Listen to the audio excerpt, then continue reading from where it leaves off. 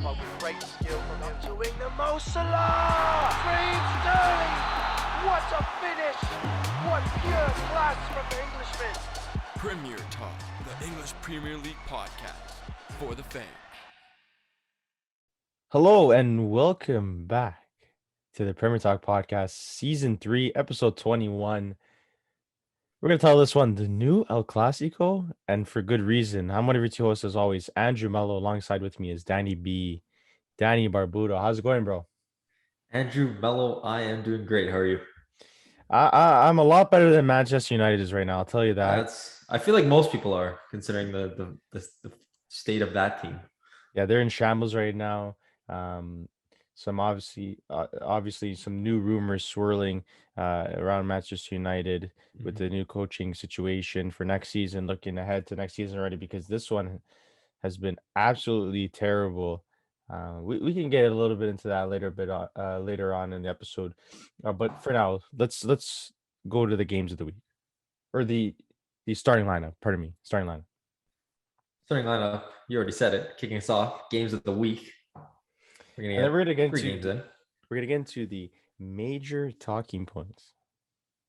And then the title of the episode, the biggest game this week, and it will be the biggest game again next week. The new El Clásico, Manchester City versus Liverpool. Kicking us off, Andrew Mello, games of the week. This was first game. We had a match day 19 makeup game. Battle of the Bums. Don't call it the Battle of the Bums. It was a fire game, though. It was a good game. It was on Wednesday, April 6th. We had Burnley versus Everton. This one ended 3-2 Burnley, and it was back and forth the entire game. Nathan Collins, he opened the scoring for Burnley in the 12th minute off a corner. Ball went back post. He just slotted it in nicely. Then you got Richarlison, the new pen merchant of the league, scoring back-to-back penalties in the 18th minute and the 41st minute, putting Everton up 2-1. And like Andrew calls it, I wouldn't call it the Battle of the Bums. Two relegation sides. Both need points badly.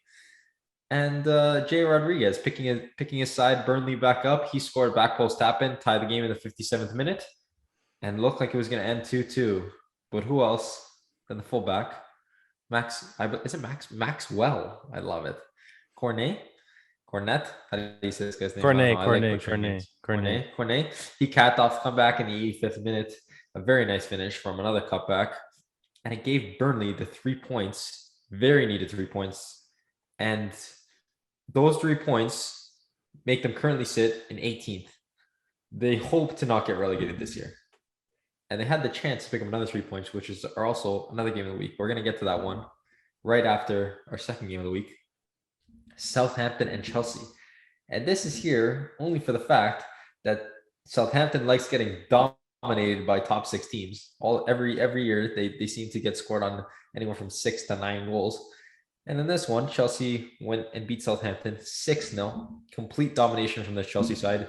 They had 71% possession, 24 shots, 14 on target, and goals came from everyone. You got Marcos Alonso getting on the score sheet in the 8th minute, Mount scoring twice in the 16th and 54th, Werner scoring twice in the 21st and 48th, and Kai Havertz scoring in the 31st. And this was a massive game. Chelsea had a point to prove because their last 2 games over the last week have been a loss to Brentford 4-1 and a loss to Real Madrid 3-1 in the Champions League. So a massive comeback game for Chelsea. They showed that they can still compete, and they came out and just did what they had to do, dominating Southampton. Daniel, can I just say, Mason Mount got a haircut and then he learned how to play footy again. What a guy. What a player. This guy has, he's had such great moments under Tuchel so far, especially last season. He was absolutely fantastic. But this year he sort of fell off in terms of the level he was at compared to last season. And just this one game, I know it was a blowout game, but it was just an overall fantastic performance from the young Englishman, and very, very active, mobile, and he really did take his chances very well on this day, and he was a main and key reason why Chelsea managed to win 6-0 and dominate in this fashion, because he was absolutely fantastic. And maybe it was the haircut, Daniel. I don't know. Maybe it was the haircut. If Paul Pogba would play this well every single time he got a haircut, he'd be the best player in the league. That's true. This is not the case. He has more haircuts than appearances made for Manchester United this season. We'll leave it at that, though. We'll leave it at that. It's a topic for another podcast. Moving on, we got Sunday, April 10th, Norwich City versus Burnley. Andrew Mello, yet again, the battle of the bums. This time, it was a little bit worse because we got 20th versus 18th. And like I had said, Burnley just picked 3 points 4 days prior against Everton. And they were looking to pick up another 3. Could have capped off 6 points in 4 days. But unfortunately for them, that was not the case. They ended up losing this one 2-0 to Norwich. Lise Milou, the new signing from OG Nice, I believe, from in the Ligue 1. Mm-hmm. He scored a nice finish from outside the box to kick off the scoring in the 9th minute. And it stayed like that all the way until the 86th when Timu Pukki pulling back his form from the beginning of last year, which I loved. And he scored in the 86th, gave Burnley a massive 3 points. Sorry, not Burnley, Norwich. I'm lost. And then on top of that, Norwich now finally gets a win. Their last win in the league was in January 26th, which is awful. But look, they're not mathematically relegated yet. They still have the chance to go and pick up a few points, and they can still come out of relegation. Although highly unlikely, it might still happen. Daniel, I think it's a done deal. I think they're destined to go down. But if you're Burnley, you still have a fighting chance, in my opinion. You still have a fighting chance, especially with the likes of Everton being so poor, and some of those other clubs that are just there in the 17th and 16th positions in the league. So I think Burnley has a chance, but then you do well and you go and beat Everton in a thrilling match earlier on, and then you go and play an even worse side and an opponent in Norwich, and then you drop points. I'm sorry, this is the problem with this team. It's they're decent on one day and the next day they're absolutely terrible. And you know what it is. The level of talent they have on their team is nothing. The level of the Premier League and to be a mid-table team at least. So they are where they are for a good reason. But just from their perspective, they must be absolutely furious at themselves for missing that opportunity against this team that hasn't won since almost last year. Yep, I completely agree with you. It was a missed opportunity. And then if you go and look at Everton's game on the same day, which we're going to get to very shortly, they went and beat Manchester United, who I don't think many teams didn't expect them to, although Manchester United's form has been incredibly poor as of late. But again, just a massive blow to Burnley because they lost it. They did it to themselves against Norwich, and they were hoping that since they didn't pick up 3 points, that Everton would go on and lose to the likes of Manchester United, but they didn't. And that's just how the Premier League works. You never know who's going to beat who on any given day. And sadly for Burnley, they came out in the lower half of this one. Daniel, talking points. There's a lot to talk about on this. Way too much to talk about on this match day. But let's continue with this idea of and this talking point of missed opportunities, because Manchester United has just been a factory of missed opportunities this season, especially with some of the notable talent they have on their roster and within their immediate squad, right? So, Daniel, let's talk about Manchester United for a little bit here.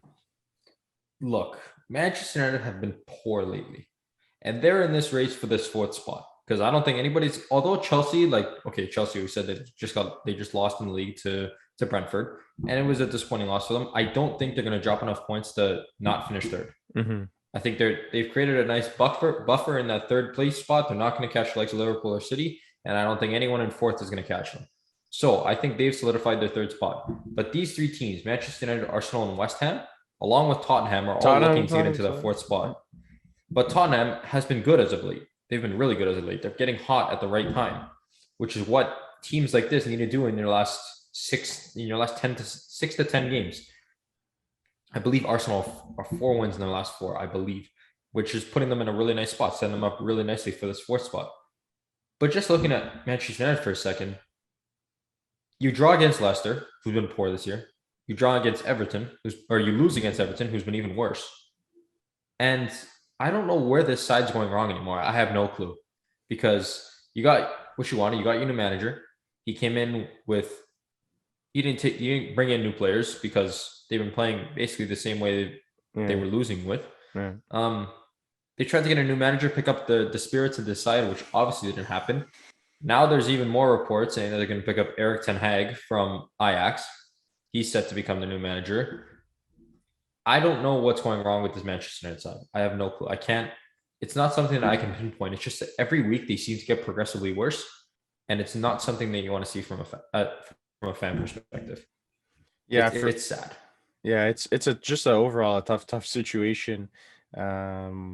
You see frustrations boiling over, players getting frustrated at each other. You could see them visibly upset on the pitch, off the pitch when they're bound for the tunnels, right? So there's been a lot of conflicts in terms of the egos and stuff, like we mentioned before, time and time again. Ragnick was not even a long-term option. He was a short fix for Ole and what Ole molded this team into becoming, and what they are now. But if you're Ten Hag, personally, I would want to steer away from Manchester United right now. It's just going to be a tough environment and a very, very tough challenge for any manager, no matter how good they are.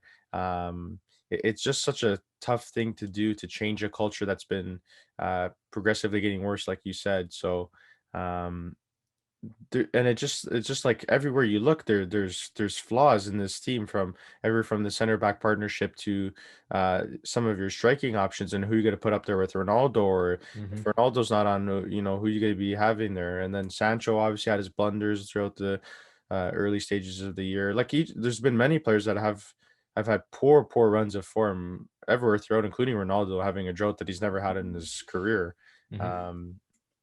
So it's just a weird situation. Then you got Pogba, rumored to be leaving for sure now to PSG. There's been new reports saying that he's pretty much, agreed to a contract there. So there's a lot of political things going on within this Manchester United team that just, I think, taking away from their play. And obviously the Mason Greenwood situation was another fiasco too. It just pretty much really sums up their year and what it's been, because at the start of the season, with guys like Varane coming in, Ronaldo coming in, you would have really thought that this team was a contender, and a lot of us did. A lot of us thought, is this the Manchester United we know and love from the mid 2000s, right? So it's just been a complete and utter failure for this Manchester United team, and there's not much more to be said. Daniel. There's not much more to be said because we're just repeating ourselves at this point and how bad they've been. And the sad thing too is that currently they sit in 7th place, and if the league were to end tomorrow, they'd be in the Conference League next year. Yeah, I don't see Ronaldo sticking around either, too, for that. I don't know. I can't see him sticking around unless they finish in that 4th spot. I can't see most of this team sticking around unless they finish in that 4th spot. This team, they're okay with going into Champions League. This is just the way that this team is hardwired. They're okay with going into Champions League. They don't play like they deserve it, though. That's the problem. And they don't play like they deserve it. And they're okay with then finishing 3rd in the group stage and getting demoted into Europa League and then making a run in Europa League. Yeah. But then if they start in Europa League, it's a disappointment because they shouldn't be there to begin with. Yeah. And now even worse in the Conference League, which is already, you saw what Tottenham did in that league. They didn't even care, which is how I feel a team like Manchester United would come into that league. But look, it's just disappointing from the side completely. Now let's move on here to Arsenal very quickly. Arsenal, as you previously mentioned, they've been decent. But they've lost their last 2 games, which is not ideal, especially with Tottenham catching that hot run of form, like you just mentioned as well. So they lost to Crystal Palace 3-0 and Brighton now 2-1, which was just a tough result. Bad result. And for Arsenal, this is huge because you're dropping 6 points when your city rivals are picking up the points, and they're gaining some really steady momentum, and they look fantastic, and they're just gelling really well together right now. And this is the beauty of the Premier League, right? You have these, a couple of weeks ago we were looking at Tom like, oh, what's going on with this team? And Conte looks unhappy, and they're having these problems. but then and their cross city rival, well, they were doing good. Now they're doing the opposite, and that's what's happening in Arsenal right now. So it's just very interesting stuff. Yeah, like Arsenal needed to pick up points in these two games. I don't think anybody thought Crystal Palace would go and manhandle them the way that they did. But the first time Arsenal played Crystal Palace with Vieira as manager at the beginning of the year, Crystal Palace played well and they probably deserved to win it. I know Arsenal scored 2 late goals to give them the 3 points, but Crystal Palace probably deserved the 3 points. And it showed here because they manhandled them. And then Brighton was just a disaster for Arsenal. I don't even want to comment on that one. But yeah, their hopes for top 4 they're still not done because they only sit 3 points back, I believe, of Tottenham sitting in that 4th spot. But they need to start picking up their form like Tottenham has, and they need to get hot because that should be the only way that they're going to make this Champions League race. Daniel. And then go third ahead. and final team. Go ahead. West Ham side, I can't believe. Yeah, Daniel, this West Ham side, they lost 2 of the last 3 games, but I think it's for good reason. I think that unlike Arsenal, unlike Tottenham, they have a lot at stake right now in the Europa League, and it's been uncharted territory for West Ham in the Europa League, and it's been an absolute incredible run. And they have that to worry about. So I'm not really concerned about West Ham dropping these points. I know it's in the grand scheme of things, yes, it's not ideal for Champions League, but they're really making a push for it in the Europa League right now, playing quite well. So. I wouldn't be too worried as a West Ham fan. There's a lot to juggle right now. So, and I think as a West Ham fan, they should strive to finish 5th or 6th to get into Europa League, no matter how the tournament finishes this year. Because let's say if they don't end up winning Europa League, they could easily find themselves in Conference League next year and not even back into Europa League, no matter how far they go. But then again, that could all change if they go on to win Europa League, because then they automatically get a spot in Champions League. And on top of that, all those places drop down. So now opening up the 5th spot for Champions League as well in the league. So there's still a lot to happen. Yeah, West Ham, they tied 1-1 in their first game in the quarters against Lyon. And then they now play the second leg on April the 14th. 1-1. There's all to play for. So it's going to be exciting, man. It's going to be really exciting. And I love tuning into West Ham in the Europa League this season because guys like Declan Rice have been just really playing top football and really been enjoying themselves. So I really like what West Ham's been doing, and for me, I hope they go and win the whole thing. That'd be fantastic to see that side do it, because they haven't done damage like that in a long time. Yeah, I agree with you. It would be great to see them go on and win Europa League, because they're what usually happens is usually a team that's in Champions League, they come and drop down, and then that team goes on to win Europa League because they have the players and they have the capability to go on and win a tournament like Europa League. But this would be a team that probably doesn't have what it takes to compete in the Champions League, but they still know how to go out and win games. So seeing this team go in and win Europa League would be something really amazing. Daniel, let's move on to the next segment here. The new El Clásico, as you previously mentioned, Manchester City and Liverpool, 2 top clubs, world class, have been hot in the last couple of years, obviously, respectively, winning the Premier League and Liverpool winning the Champions League. And Man City going on some of their own runs there, but falling just a little bit short. But nonetheless, 2 top teams with unreal depth, 2 of the top managers in the PL, in my opinion, by far, and in the world, and in the world.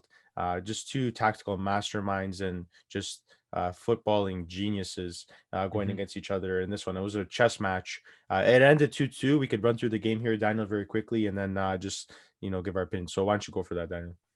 So this match was highly anticipated just simply because the winner would go on to take the lead in the title race.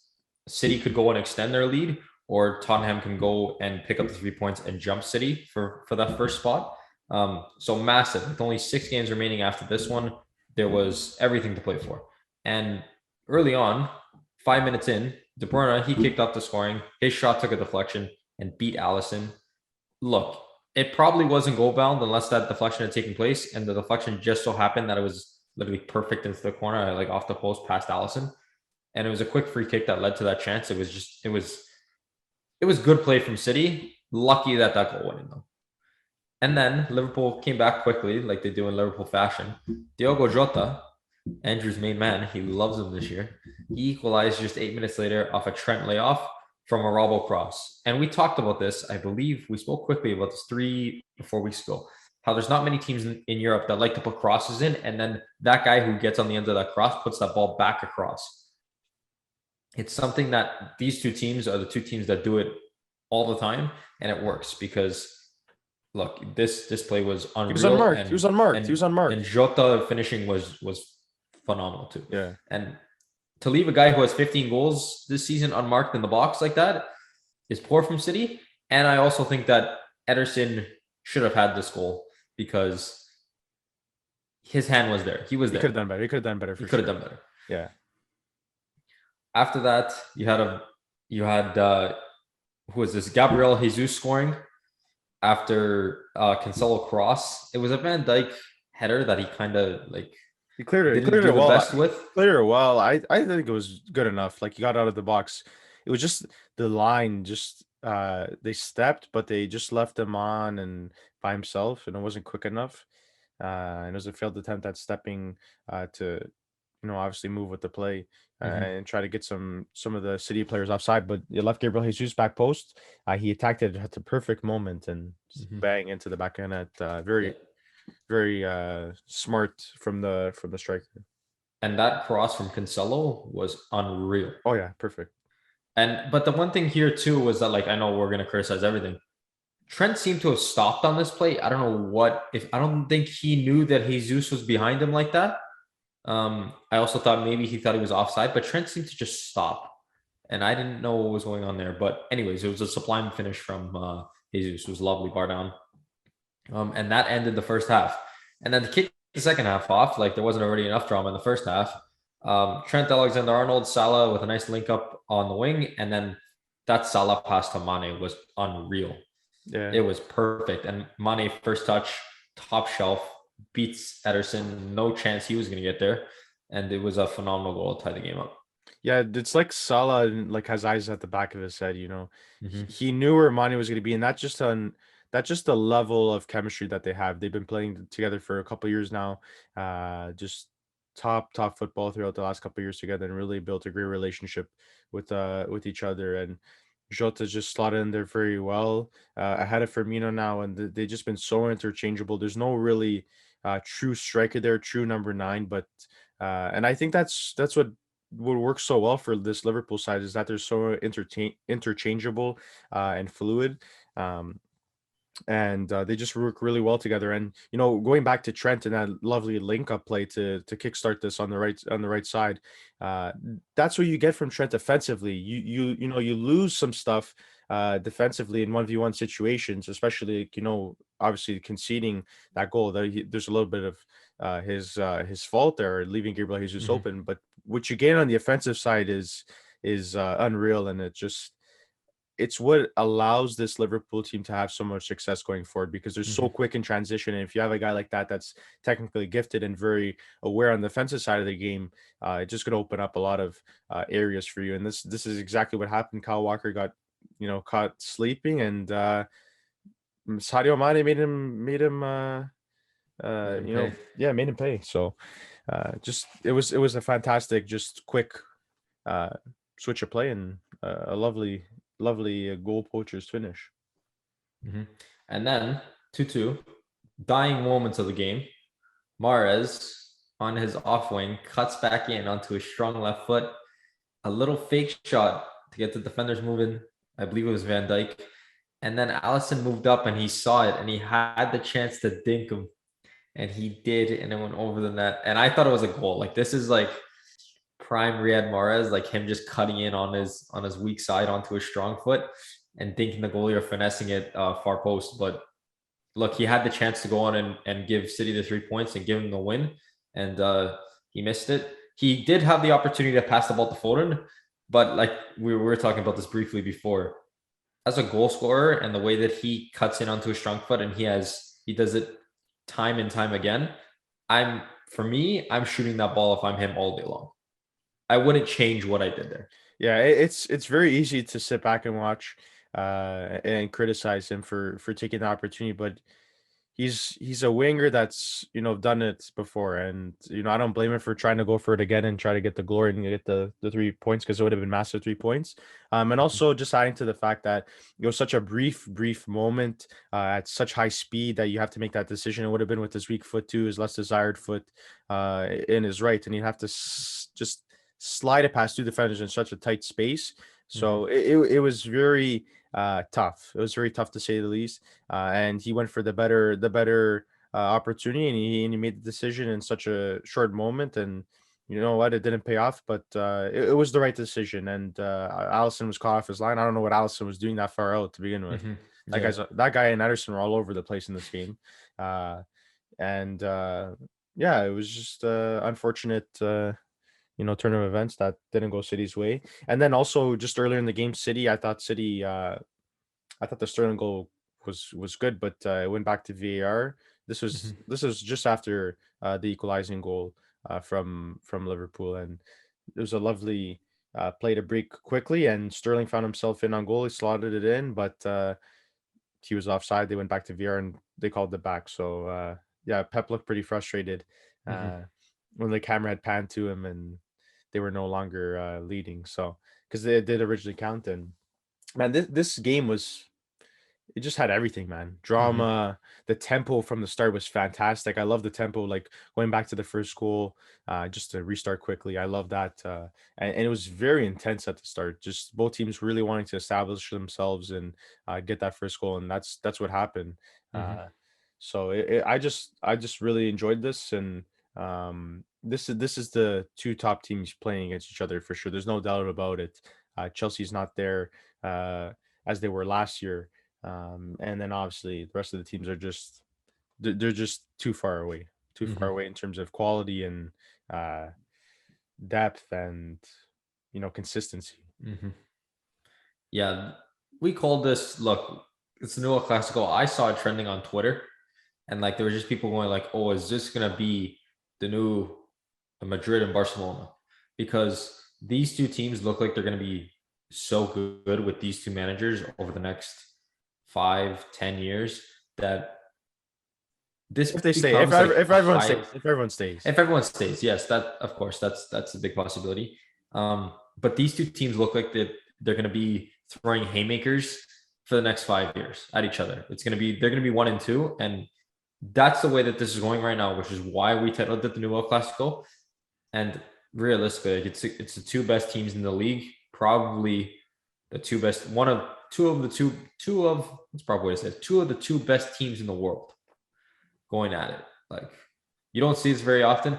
And to top it off, we get this again next week because they play in the FA Cup.